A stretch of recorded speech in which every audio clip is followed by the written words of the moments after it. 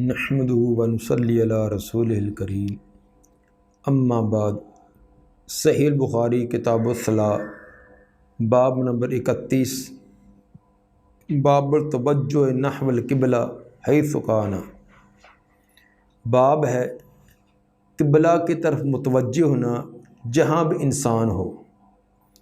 انسان جہاں کہیں بھی ہے، سفر میں، حضر میں، بیت اللہ کے اندر، بیت اللہ سے باہر، نماز نفل ہے یا فرض، تو بیت اللہ کی طرف متوجہ ہونا یہ لازمی ہے۔ البتہ نوافل کی ایک استثنائی صورت ہے کہ اگر سواری کے اوپر نوافل ادا کرنے ہیں تو ایک مرتبہ قبلے کی طرف شروع کرتے وقت متوجہ ہونا لازم ہے، پھر اگر سواری رخ تبدیل بھی کر دے تو اس میں حرج نہیں۔ یا اسی طرح صلاۃ خوف ہے، بیت اللہ کی طرف رخ کرنا ممکن نہیں ہے، تو ایسی صورت کی ایک اجباری صورت میں رخصت ہے، ورنہ ہر صورت میں قبلے کی طرف نماز کے وقت متوجہ ہونا لازمی ہے۔ وقال ابو ہریرہ قال النبی صلی اللہ علیہ وسلم استقبل القبلہ وکبر۔ سیدنا ابو ہریرہ رضی اللہ تعالیٰ عنہ فرماتے ہیں، نبی صلی اللہ علیہ وسلم نے مسیء الصلاۃ اس آدمی کو جو نماز کے اندر غلطی کر رہا تھا، یعنی خلاد بن رافع رضی اللہ تعالیٰ عنہ، جب ان کی اصلاح آپ نے فرمائی تو فرمایا کہ استقبل القبلہ، قبلے کی طرف متوجہ ہوں، قبلے کی طرف پر رخ کریں، وکبر اور تکبیر کہیں۔ یہ تفصیلی حدیث کتاب الاستئذان حدیث نمبر 6251 کے اندر آئے گی۔ تو اشارہ کیا ہے کہ اس حدیث کے اندر، یعنی مسیء الصلاۃ والی حدیث میں آپ نے قبلے کی طرف متوجہ ہونے کا حکم دیا ہے۔ حدیث نمبر 399 قال حدثنا عبداللہ ابن رجاء قال حدثنا اسرائیل عن ابی اسحاق عن البراء بن عازب رضی اللہ عنہما قال کان رسول اللہ صلی اللہ علیہ وسلم صلی نحو البیت المقدس 16 او 17 شہرا۔ حضرت براء بن عازب رضی اللہ عنہما فرماتے ہیں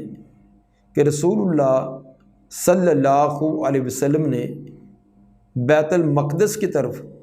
16 یا 17 ماہ رخ کر نماز ادا کی، یعنی جب مکہ سے ہجرت کر کے آپ مدینہ میں تشریف لائے تو مدینہ آنے پر 16 یا 17 ماہ تک آپ نے بیت المقدس کی طرف رخ کر کے نماز ادا کی۔ وکان رسول اللہ صلی اللہ علیہ وسلم یحب ان یوجہ الی الکعبہ، رسول اللہ صلی اللہ علیہ وسلم پسند کرتے تھے کہ آپ کعبہ کی طرف متوجہ ہوں، کعبہ کی طرف رخ کرنے کو آپ پسند کرتے تھے، یعنی مکہ کے اندر جو بیت اللہ ہے، دل میں تمنا اور چاہت تھی کہ اس طرف رخ کر کے نماز پڑھنے کا حکم دیا جائے۔ فانزل اللہ، تو اللہ تعالیٰ نے سورہ بقرہ کی آیت نمبر 144 نازل فرمائی، قد نرا تقلب وجہک فی السماء،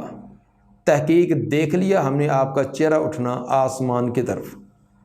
آپ بار بار دعائیں بھی کر رہے تھے اور آسمان کی طرف نظر اٹھا کر دیکھتے بھی کہ کب یہ حکم آئے تو فوراً بیت اللہ کی طرف نماز کے وقت اپنا رخ کیا جائے۔ تو اللہ تعالیٰ نے فرمایا کہ ہم نے یہ آپ کا چہرہ بار بار اٹھنا، آپ کی دعائیں اور التجائیں ہم نے سن لی۔ فتوجہ نحو الکعبہ،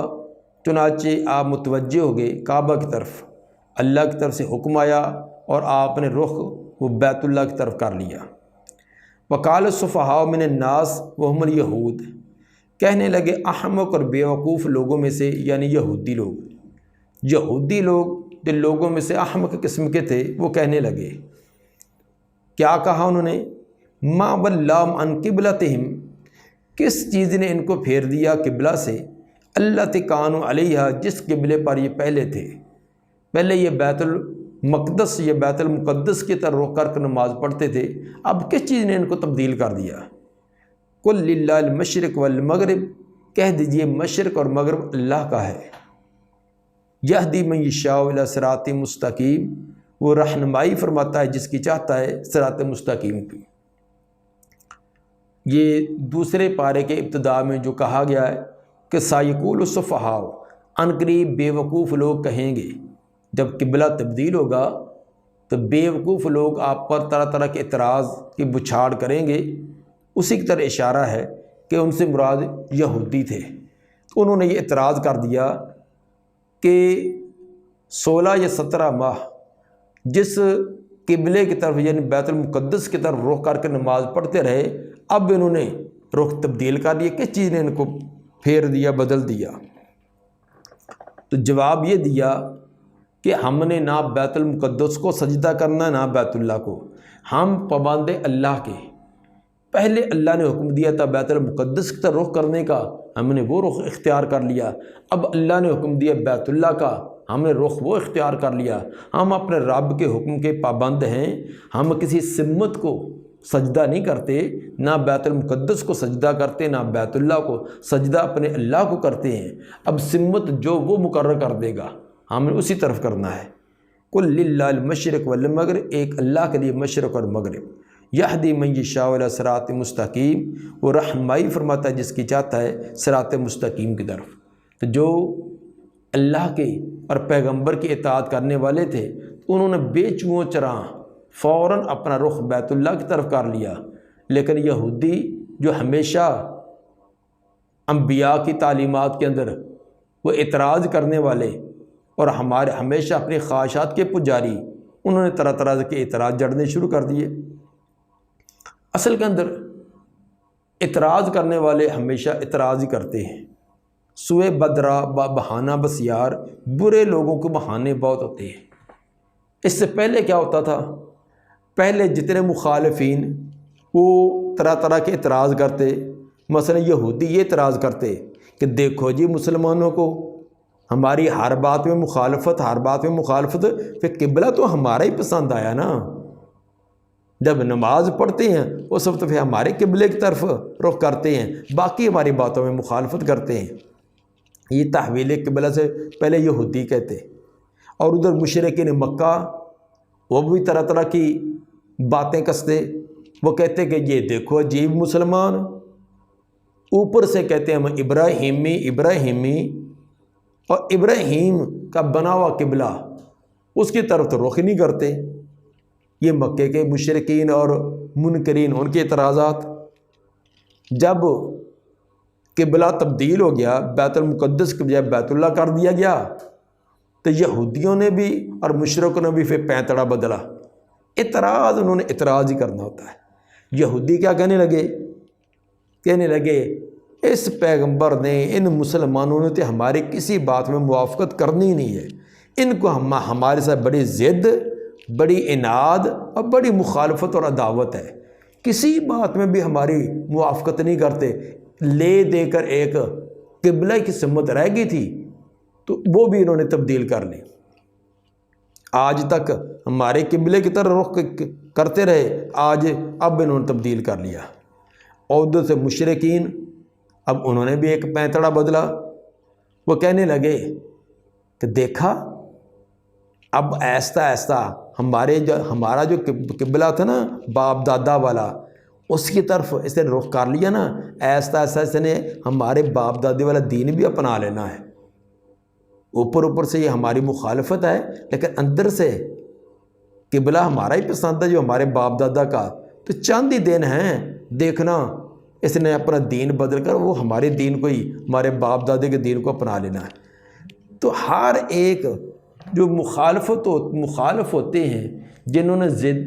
دل میں یہ تہیہ کر رکھا ہوتا ہے کہ ہم نے ہر صورت کے اندر مخالفت کرنی ہے، ان کو جو مرضی دلائل دکھلائیں، جو مرضی ان کو ہر قسم کے عقلی نقلی دلیلیں دیں، وہ ماننے کے لیے تیار نہیں، انہوں نے انکار ہی کرنا ہے، اور کوئی نہ کوئی انہوں نے اعتراض ہی جڑنا ہوتا ہے۔ چنانچہ فسلم عن نبی صلی اللہ علیہ وسلم رجال، نماز پڑھی نبی صلی اللہ علیہ وسلم کے ساتھ چند لوگوں نے. ثم خرج بعد ما صلی، پھر نکلا بعد اس کے کہ جو آپ نے نماز پڑھائی ان لوگوں میں سے چند ایک نکلے. فمر علی قوم من الانصار فی صلاۃ العصر، وہ گزرے انصار کی ایک قوم کے پاس جو عصر کی نماز پڑھ رہے تھے، نحو بیت المقدس کی طرف. ظہر کی نماز کے وقت یہ تحویل قبلہ آیا تھا، تو آپ کے پیچھے جنہوں نے نماز پڑھی تھی بیت اللہ کی طرف رخ کر کے، تو وہ نماز پڑھنے کے بعد گئے تو جو اپنے ایک دوسرے محلے میں سے گزرے تو عصر کی نماز کا وقت تھا، تو ان لوگوں کو ابھی تک تحویل قبلہ کا علم نہ تھا، وہ اسی طرح عصر کی نماز بیت المقدس کی طرف رخ کر کے ادا کر رہے تھے. تو ان کے پاس وہ آدمی گزرا، اس نے دیکھا کہ یہ تو ابھی نماز بیت المقدس کی طرف رخ کر کے ادا کر رہے ہیں. فقال، اس نے کہا، وَيَشْهَدُ أَنَّهُ صَلَّى مَعَ رسول اللہ صلی اللہ علیہ وسلم، اس نے کہا کہ وہ گواہی دیتا ہے کہ بے شک اس نے نماز پڑھی ہے رسول اللہ صلی اللہ علیہ وسلم کے ساتھ، وَأَنَّهُ تَوَجَّهْنَا نَحْوَ الْقِبْلَةِ، کہ آپ قبلے کی طرف متوجہ ہو گئے ہیں. میں نبی کے ساتھ نماز پڑھ کر آ رہا ہوں، آپ نے کعبہ کی طرف بیت اللہ کی طرف رخ کر کے نماز ادا کی ہے. فَتَحَرَّفَ الْقَوْمُ حَتَّى تَوَجَّهُوا نَحْوَ الْكَعْبَةِ، تو تبدیل منحرف ہو گئی، بدل لی قوم نے سمت کو بدل لیا یہاں تک وہ متوجہ ہو گئی کعبہ کی طرف. نماز کے اندر ہی جب انہوں نے یہ بات سنی کہ قبلہ تبدیل ہو گیا ہے، انہوں نے یہ نہیں سوچا کہ ہم یہ نماز جو ہے یہ اس کو مکمل کر لیں، پھر اگلی نماز جو ہے وہ کعبہ کی طرف کریں گے، بلکہ کان کے اندر یہ بات پڑھنی تھی کہ کہنے والے نے یہ کہہ دیا کہ نبی صلی اللہ علیہ وآلہ وسلم نے اپنا رخ قبلے کی طرف کر لیا ہے، تو نماز کے اندر ہی انہوں نے اپنی سمت تبدیل کر لی. حالانکہ یہ سمت تبدیل کرنی انتہائی دشوار تھی، انتہائی مشکل تھی. کیسے کہ مدینہ سے جو بیت المقدس ہے یہ شمال کی طرف ہے، مدینہ سے بیت المقدس ہے یہ شمال کی طرف، اور بیت اللہ یہ جنوب کی طرف، دونوں اپوزٹ سمتیں ہیں. تو اب جو شمال کی طرف رخ کر کے نماز پڑھ رہے ہیں، امام آگے ہے، مقتدی پیچھے ہے. اب تمام کی تمام شکل تبدیل کرنا کہ امام گھوم کر وہ جنوب کی طرف آئے، مقتدی جو وہ تمام رخ تبدیل کریں، اور خصوصاً پھر اس دور کے اندر آگے مردوں کے صفحے ہوتی، پیچھے عورتوں کی، اب یہ تمام کی تمام صفحے بھی تبدیل کرنی ہیں. اتنے مشکل یہ تبدیلی کرنی تھی. اس کے باوجود نبی کی بات سنتے ہی، نبی کا فرمان سنتے ہی فوراً انہوں نے نماز کی حالت کے اندر تبدیلی کر دی. اس کو کہتے ہیں اطاعت، اس کو کہتے ہیں مسلم کا معنی مطیع اور فرما بردار. اللہ کی بات آ جائے، رسول کی بات آ جائے، گردن جھک جائے. انہوں نے یہ نہیں سوچا کہ ہم بات کی تحقیق کریں، یہ تو ایک آدمی خبر دینے والا ہے. یہ بھی ثابت ہوا کہ خبر واحد حجت ہے. بعض لوگوں کا یہ اصول بنا لینا کہ خبر احاد حجت نہیں ہوتی. انہوں نے اپنے مسلک کو بچانے کے لیے اور بہت ساری احادیث کو ٹھکانے لگانے کے لیے یہ ایک اصول وضع کیا ہے کہ خبر احاد حجت نہیں ہے. یہ بالکل باطل ہے، غلط ہے. صحیح روایت ہو، صحیح سند کے ساتھ، وہ روایت خبر واحد ہے، وہ مشہور ہے، وہ متواتر ہے، وہ ہمارے لیے حجت و دلیل ہے، نبی کا فرمان ہے.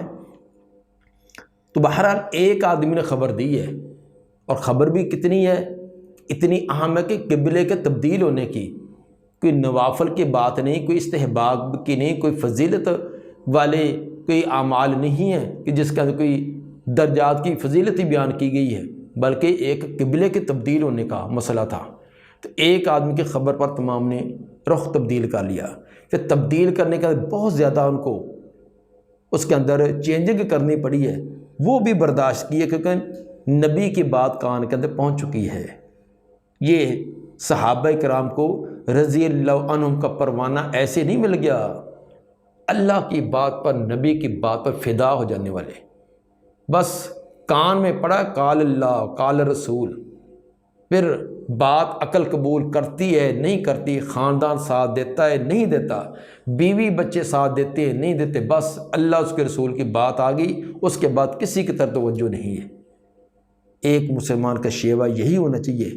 زبانی دعویٰ کرنے کو تو ہر ہی کرتا ہے، میں بھی نبی کو بڑا محب، مجھے بھی نبی سے بڑا پیار، اور بعض دو ہاتھ اور آگے بڑھ کے میں نبی کا عاشق رسول، دعوے تو بہت ہیں، لیکن عملی زندگی کیسی عجیب اس کی زندگی ہے۔ کہتا ہے میں عاشق رسول ہوں، تو نبی کی شکل بھی پسند نہیں ہے، اس کی شکل، اس کی حجامت، اس کا لباس وہ گواہی دے رہا ہے کہ اس کو نبی کی نہ حجامت پسند ہے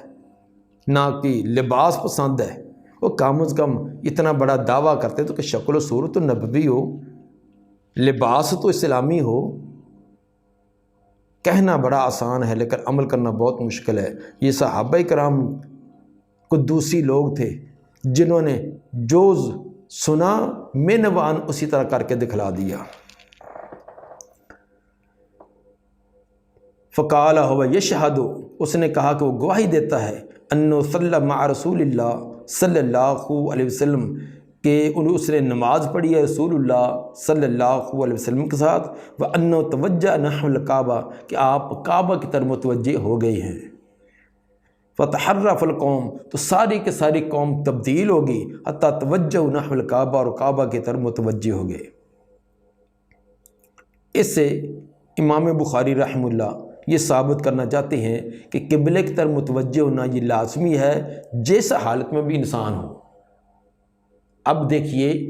کہ نماز کے اندر ان کو پتہ چلا ہے تو نماز کے اندر ہی وہ تبدیل ہو گئے۔ اسی طرح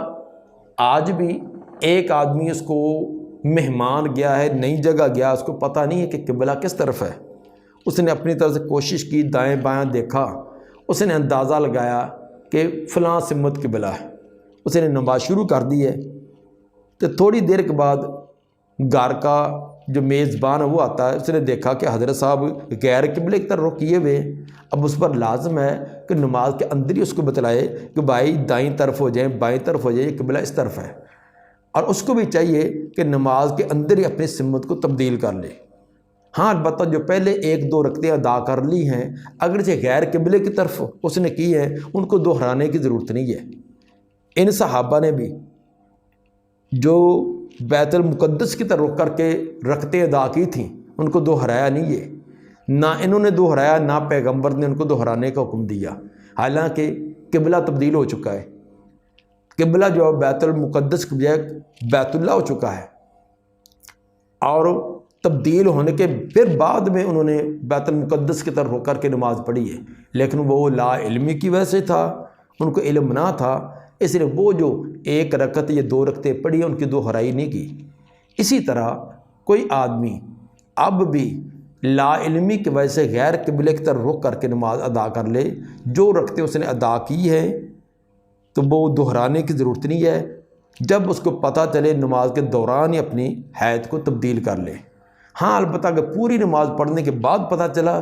کہ میں نے تو غیر قبلے کی طرف رخ کر کے نماز ادا کی ہے، تو اس پہ کوئی پریشان ہونے کی ضرورت نہیں ہے، نماز اس کی ہو جائے گی۔ حدیث نمبر 400، قال حدثنا مسلم سے مراد مسلم بن ابراہیم ہیں، قال حدثنا ہشام قال حدثنا یحیی بن ابی کثیر عن محمد بن عبد الرحمن عن جابر قال کان رسول اللہ صلی اللہ علیہ وسلم یصلی علی راحلتی حیث توجہت، فرماتے ہیں کہ رسول اللہ صلی اللہ علیہ وسلم اپنی سواری پر نماز پڑھ لیتے تھے جس طرح بھی وہ متوجہ ہوتی۔ سواری کے اوپر بیٹھے نماز ادا کر رہے ہیں لیکن یہ نفلی نماز ہوتی تھی، جس طرح بھی یہ سواری آپ کو لے کر متوجہ ہوتی، جس طرح بھی رخ ہوتا آپ نماز ادا کرتے رہتے۔ لیکن فیضا اراد الفریضہ تھا، جب آپ فرض نماز کا ارادہ کرتے، فرضی نماز ادا کرنی ہوتی، نازلہ سواری سے نیچے اترتے، فاستقبل قبلہ تھا تو قبلے کی طرف متوجہ ہوتے۔ قبلہ رخ ہونا ضروری ہے، البتہ ایک استثنائی صورت ہے وہ بیان کر دی کہ جس طرح کہ ابو داؤد کے حدیث نمبر 1225 کے اندر صراحت ہے کہ سواری کے اوپر ایک مرتبہ رخ قبلے کی طرف کرنا، یہ ابو داؤد کی روایت کے اندر وضاحت ہے، ابو داؤد کی حدیث نمبر 1225 میں، کہ جب نفلی نماز سواری کے اوپر پڑھی جا سکتی ہے، فرض نماز جو ہے وہ سواری سے اتر کر، تو وہ نفلی نماز کے لیے بھی لازمی ہے کہ جب شروع کرنی ہے تو ایک بار قبلے کی طرف رخ ہو، اس کے بعد نماز شروع کر دے۔ سواری سمت تبدیل کرتی ہے، دائیں بائیں کسی اور سمت ہوتی ہے تو نماز جاری رکھے۔ اس سے ایک اصول بھی نکلا، اصول یہ کہ ضرورات تبیح المحظورات، ضرورتیں جو ہے وہ جو محظور چیزیں ہوتی ہیں جن سے بچنا لازمی ہے، یعنی جو عام حالت میں درست نہیں ہوتی، تو ضرورت جو ہے وہ ان کو مباح کر دیتی ہے۔ جس طرح کہ سب عام حالت کے اندر غیر قبلے کی طرف رخ کرنا یہ جائز نہیں ہے، نماز کے وقت قبلے کی طرف رخ کرنا لازم ہے، لیکن سواری اب وہ انسان کے اختیار میں نہیں ہوتی کہ نماز شروع کر دی ہے، اب راستہ کس طرف جاتا ہے، سواری کدھر تبدیل ہوتی ہے، اس وقت یہ انسان کے لیے مباح ہے کہ اگر غیر قبلے کی طرف بھی اس کا رخ ہو جائے تو کوئی حرج نہیں ہے۔ فرض نماز کے لیے چونکہ سواری سے اتر کر ادا کرنا لازمی ہے، الا یہ کہ کوئی یہ ڈر ہو کہ وقت نکل جائے گا، سواری کوئی ایسا سٹاپ نہیں ہے، انسان کے اختیار میں سواری نہیں ہے، جس طرح کہ جہاز پر جا رہا ہے، ٹرین پر جا رہا ہے، کشتی پر سوار ہے، لانچ پر، تو اب وہ روکنا اس کے اختیار میں بھی نہیں، اور نماز کے وقت کے نکل جانے کا خطرہ ہے، قضا ہونے کا خطرہ ہے، تو اب وہ سواری کے اوپر بھی ادا کر سکتا ہے، خصوصاً سواری ایسی ہو جس کے اندر رکوع سجدہ ہو سکتا ہے، جس طرح کہ جہاز میں، ٹرین میں، کشتی میں، اس کے اندر وہ رکوع سجدہ کیا جا سکتا ہے۔ حدیث نمبر 401، حدثنا سمان قال حدثنا جریر عن منصور عن ابراہیم عن علقمہ قال قال رسول اللہ صلی اللہ علیہ وسلم قال عبداللہ صلی النبی صلی اللہ علیہ وسلم قال ابراہیم لا ادری زاد او ناقصا۔ عبداللہ فرماتے ہیں کہ نماز پڑھائی نبی صلی اللہ علیہ وسلم نے۔ قال ابراہیم راوی جو علقمہ سے بیان کرنے والے ہیں، وہ فرماتے کہ لا ادری زادہ و ناقصا، یہ مجھے یاد نہیں ہے کہ نماز کے اندر کوئی زیادتی ہوئی تھی یا کمی ہوئی تھی، یعنی آگے نماز کے اندر ایک سہو ہوا ہے اور سہو کے وجہ سے آپ نے سجدہ سہو کیا، تو سجدہ سہو یا نماز کے اندر کوئی اضافہ ہو جاتا ہے یا کمی ہو جاتی ہے، تو ابراہیم راوی بیان فرماتے ہیں کہ مجھے یہ نہیں یاد کہ اس نماز کے اندر کوئی اضافہ ہوا تھا یا کمی ہوئی تھی جس کی وجہ سے آپ نے سجدہ سہو کیا، لیکن یہ منصور جو ابراہیم سے بیان کرتے ہیں اس کے اندر یہ تردد ہے ابراہیم کا کہ نماز کے اندر کمی تھی یا زیادتی تھی، لیکن ابراہیم سے ایک دوسرے راوی یہی روایت بیان کرتے ہیں، یعنی حکم بیان کرتے ہیں، وہ یقین سے بیان کرتے ہیں کہ نماز کے اندر اضافہ ہوا تھا، 4 رکعتوں کے بجائے آپ نے 5 رکعتیں پڑھائی تھی۔ تو ابراہیم کے 2 شاگرد، ایک منصور اور ایک حکم۔ منصور بیان کرتے ہیں تو وہ کہتے ہیں کہ میرے شیخ ابراہیم کو یہ تردد تھا کہ نماز کے اندر جو سہو ہوا تھا وہ کمی کی وجہ سے یا زیادتی کی وجہ سے، لیکن جو حکم ہے وہ یقین سے بیان کرتے ہیں کہ نماز کے اندر اضافہ زیادتی تھی کہ 4 رکعتوں کے بجائے 5 رکعتیں ہو گئی تھی۔ تو معلوم ہو یہ ہوتا ہے کہ جب ابراہیم نے منصور کو یہ روایت بیان کی اس وقت ان کو تردد تھا، بعد کے اندر انہوں نے تحقیق کی، اس میں تحقیق کرنے کے بعد پھر ان کو یقین ہو گیا کہ نماز کے اندر اضافہ ہوا تھا، زیادتی تھی، تو جب حکم کو بیان کی اس وقت ان کو تردد ختم ہو گیا تھا۔ فلما سلم قیل لہ، جب آپ نے سلام پھیرا تو آپ کو کہا گیا یا رسول اللہ احدث فی الصلاۃ شیء، کیا نماز کے اندر کوئی نئی چیز واقع ہو گئی ہے کہ پہلے 4 رکعتیں ہوتی تھی آج آپ نے 5 رکعتیں پڑھائی ہیں، شاید نماز کی حیات اور کیفیت میں کوئی تبدیلی آ گئی ہے کیونکہ احکام تبدیل ہو رہے تھے۔ تو صحابہ کرام خاموشی، انہوں نے پیچھے کوئی لقمہ بھی نہیں دیا، تو سلام پھیرنے کے بعد پوچھا احدث فی الصلاۃ شیء، کیا واقع ہوگی نماز کے اندر کوئی شے؟ قال وما ذاک، آپ نے فرمایا وہ کیا؟ کیونکہ آپ کے علم میں تو یہی ہے، آپ کو تو یقین ہے کہ میں نے پوری نماز ٹھیک ادا کی ہے۔ آپ نے پوچھا وہ کون سی نئی چیز جس کے بارے میں آپ سوال کرتے ہیں؟ قالوا صلیت قضا و قضا، صحابہ کرام نے کہا کہ آپ نے نماز پڑھائی ہے اتنی، آپ نے تو اتنی رکھتے ہیں ادا کرا دی ہیں۔ فسنا رجلیہ واستقبل القبلہ، آپ نے اپنے پاؤں کو موڑا اور قبلے کی طرف متوجہ ہوئے۔ وسجد سجدتین، اور 2 سجدے کیے، سجدہ صاحب، ثم سلم، پھر سلام پھیرا۔ امام بخاری رحمہ اللہ سے یہ ثابت کرنا چاہتے ہیں کہ قبلے کی طرف رخ کرنا لازمی ہے، اگرچہ غلطی سے آدمی نماز سے خارج ہو گیا ہے، رخ تبدیل کر لیا ہے، جب پتہ چلے کہ میں کوئی کمی ہوگی ہے، کمی بیشی ہوگی ہے، تو پھر بھی قبلے کی طرف متوجہ ہو کر سجدہ صاحب کرنا لازمی ہے۔ سجدہ صاحب حالانکہ نماز کے اندر نہیں، نماز ایک زائد چیز ہے نا، سجدہ صاحب یہ نماز ایک زائد ہے، نماز کی اصلاح اور درستگی کرنے کے لیے۔ تو جب ایک زائد چیز جو ہے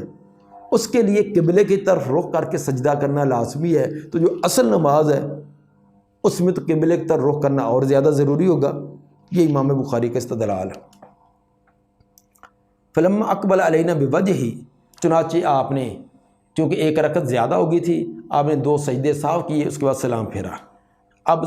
صحابہ کرام کی طرف متوجہ ہوئے، کیونکہ ان کو تردد تھا کہ یہ معاملہ کیا ہوا، اب آپ نے ان کو مسئلہ بتلایا۔ فلما اقبل علینا بوجہہ، پھر متوجہ ہوئے آپ ہماری طرف چہرے کے ساتھ۔ قال انہ لو حدث فی الصلاۃ شیء،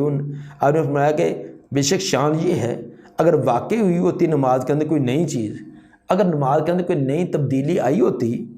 لنبأتکم بہ، تو میں تمہیں خبر دے دیتا، ولیکن انما انا بشر مثلکم، لیکن میں بشر ہوں مثلکم، تمہاری مثل، انسا کما تنسون، میں بھی بھول جاتا ہوں جیسے تم بھول جاتے ہو۔ کیا فرمایا؟ انما انا بشر، سوائے اس کے میں بشر ہوں، مثلکم، تمہاری طرح ہی، انسا کما تنسون، میں بھی بھول جاتا ہوں جیسے تم بھول جاتے ہو۔ فیضا نسیت، تو جب میں بھول جاؤں، فذکرونی، تو مجھے یاد کروا دیا کرو۔ فیضا شک احدکم فی صلاتہ، جب شک گزرے تم میں سے کسی ایک کو اپنی نماز میں، نماز پڑھتے ہوئے کوئی شک ہو جائے، کوئی رکعت کم ہو گئی ہے زیادہ، فلیتحری الصواب، تو وہ درست اور صحیح چیز کی تلاش کرے، سوچے، غور و فکر کرے کہ یہ درست کیا ہے۔ مثلا اس کو تردد ہے کہ میں نے 3 رکعتیں پڑھی، یہ 4، اب پہلے غور و فکر کرے کہ میں نے پہلی رکعت میں یہ صورت پڑھی تھی، دوسری میں یہ، تو یہ حساب لگانے سے اس کے ذہن میں آ ہی جائے گا یہ تیسری رکعت ہے، یہ چوتھی، اپنی طرف سے کوشش کرے۔ پھر اس کے بعد فلیتم علیہ، پھر اس پر اتمام کرے، جو اس کا یقین بنا ہے اس یقین کو بنیاد کر کے باقی نماز اس کے اوپر جاری کرے۔ ثم لیسلم، پھر سلام پھیرے، ثم لیسجد سجدتین، پھر اس کے بعد 2 سجدے سہو کر لے، آخر میں 2 سجدے سہو کرے تو نماز کے اندر جو کمی بیشی ہوگی وہ درست ہو جائے گی۔ اس حدیث کے اندر آپ نے فرمایا کہ انما انا بشر مثلکم انسا کما تنسون، میں بھی تمہاری طرح انسان ہوں، میں بھی بھول جاتا ہوں جیسے تم بھول جاتے ہو۔ اس سے اس حدیث کا ضعف بھی ثابت ہو گیا جس کے اندر یہ لفظ آتے ہیں، اما انی لا انسا ولیکن انسا لاشریا، کہ میں بھولتا نہیں ہوں بلکہ مجھے بلایا جاتا ہے تاکہ تمہارے لیے شریعت کے مسئلے کی وضاحت کر دی جائے۔ یہ روایت جو یہ صحیح نہیں ہے، البانی رحمہ اللہ فرماتے کہ باطل لا اصل لہ، یہ روایت بالکل باطل ہے، اس کا کوئی اصل نہیں ہے۔ دیکھیے سلسلہ ضعیفہ حدیث نمبر 101۔ اس لیے صحیح بات یہی ہے، یہ بخاری کی روایت ہے، اور امام بخاری یہ 4 مرتبہ اور بھی مختلف جگہ پر لائے ہیں، حدیث نمبر 404، حدیث نمبر 1226، حدیث نمبر 6671 اور حدیث نمبر 7249، 4 جگہ اور 5ویں جگہ یہاں روایت لائے ہیں۔ اس سے آپ نے فرمایا کہ انما انا بشر مثلکم، میں بھی بشر ہوں، بالکل کلیئر بات ہے۔ بعض لوگوں نے ایسے جھگڑے ڈالے ہوئے ہیں، قرآن بھی یہی فرماتا ہے، سورہ کہف کی آخری آیت نکال کر دیکھیں، وہاں بھی یہ قل انما انا بشر مثلکم، اے پیغمبر آپ فرما دیجئے، اللہ حکم دے رہا ہے، پیغمبر آپ خود اعلان کر دیجئے، انما انا بشر مثلکم، میں تمہاری طرح بشر ہوں، میں کوئی اور مخلوق نہیں ہوں، میں بھی انسان ہوں۔ باقی یہ نہیں کہتے کہ آپ ہمارے جیسے انسان یعنی شان اور مرتبے میں ہمارے جیسے، یہ کوئی بھی اس بات نہیں کہتا، بلکہ شان مرتبہ مقام کے بعد اگر اللہ تعالیٰ کی ذات کے بعد مخلوق میں سے کسی کی شان مرتبہ اور مقام ہے تو وہ حضرت محمد صلی اللہ علیہ وآلہ وسلم کے۔ باقی جنس کے اعتبار سے آپ انسان تھے، آپ بشر تھے، قرآن بھی کہتا ہے اور یہ بخاری کی اور مسلم کی روایات میں بھی ہے۔ بلکہ مجھے اپنے ایک بات یاد آئی، ایک حضرت میں علی، چونکہ میں خاندانی طور پر میرے ابا و اجداد وہ بریلوی مسلک سے تعلق رکھتے ہیں، تو جب مجھے کچھ یہ تحقیق کرنے کا ذوق پیدا ہوا تو میں تحقیق کے میدان کے اندر تھا۔ کبھی میں اہل حدیث علماء کے پاس جا کر بحثیں کرتا، کبھی بریلوی علماء کے پاس، کبھی دیوبندی علماء کے ساتھ ایک ہی مسئلہ لیتا، تینوں سے تحقیق کرتا، اس کے پوچھتا، پھر سوچتا کہ تینوں میں سے قرآن اور حدیث سے کس نے حل بتلایا ہے۔ تو اسی دوران میں ٹام کٹوئیاں مار رہا تھا، کبھی ادھر کبھی جانا، کبھی ادھر جانا، خود اتنا نالج نہیں تھا، قرآن کا کچھ نہ کچھ ترجمہ پڑھا تھا، باقی چیز تو نہیں تھی۔ تو ایک بات ہمارے گاؤں کے ایک مولانا صاحب جو بریلوی مکتبہ فکر سے تعلق رکھتے تھے، جن کا نام میں لینا اب مناسب نہیں سمجھتا، ان کی ایک بات نے جو مجھے بریلوی مسلک سے زیادہ بیزار کر دیا، وہ یہ تھا کہ میں چونکہ تحقیق کرنے کے لیے اس کے پاس جاتا، بحث مباحثہ کرتا، اس کے دلائل کا رد جو بھی الجھن ہوتی میں پیش کرتا، تو اس کو یہ ڈر تھا کہ یہ ہمارے ہاتھ سے نکلنے والا ہے، کیونکہ وہ مطمئن تو نہیں کر سکتا تھا۔ ایک دن میں گیا تو مسجد کے اندر وہ اکیلے ابھی بیٹھے ہوئے تھے، تو جاتے ہی مجھے اس نے ایک مذاق ٹکا دیا، کہنے لگے تم لوگ کو، وہ مجھے سمجھتا تھا کہ یہ اہل حدیث ہو گیا، حالانکہ میں اہل حدیث ابھی نہیں ہوا تھا، میں اہل حدیث نہیں ہوا تھا، البتہ ذہنی طور پر میں کچھ تھا لیکن عملی طور پر نہیں تھا۔ تو اس نے مجھے جاتے مذاق ٹکایا، کہتے کہ تم وہابی لوگ نبی کے بڑے بے ادب و گستاخ ہو۔ میں نے کہا جی وہ کیسے حضرت؟ کہنے تم کہتے ہو کہ نبی بشر تھے۔ میں نے کہا اگر قرآن کہہ دے تو پھر آگے والی جو اس نے بات کہی ہے، اس نے مجھے اتنا اس مسلک سے متنفر کر دیا۔ میں نے کہا اگر قرآن کہہ دے تو پھر، کیونکہ میرے سامنے یہ سورہ کہف کی یہ آخری آیت تھی، قل انما انا بشر مثلکم، تو فوراً مجھے کہنے لگا، کہنے لگا قرآن کہندا تو کہی جاوے، اسی تو نہیں کہنا۔ یہی لفظ پنجابی میں کہا، ترجمہ جس کا یہ ہے کہ قرآن کہتا تو کہے لیکن ہم نہیں کہتے۔ یہ بات سن کر مجھے اتنا تعجب ہوا کہ اب یہ کوئی عامی آدمی نہیں، ان کے نظر میں بہت بڑا ان کا عالم تھا، صرف ہمارے گاؤں میں نہیں، ہمارے علاقے کا ایک بڑا مولانا صاحب سمجھے جاتے تھے۔ تو مجھے فوراً اس نے یہ کہا، بجائے اس کے کہ اس کی کوئی تعویل کرے، اس کا کوئی معنی کوئی اور کرے، تو میں نے کہا جب قرآن کہے تو پھر کہتا قرآن کہتا تو کہیں ہم تو نہیں کہتے۔ اب اس طرح کا تعصب، اس طرح کی ہٹ درمی،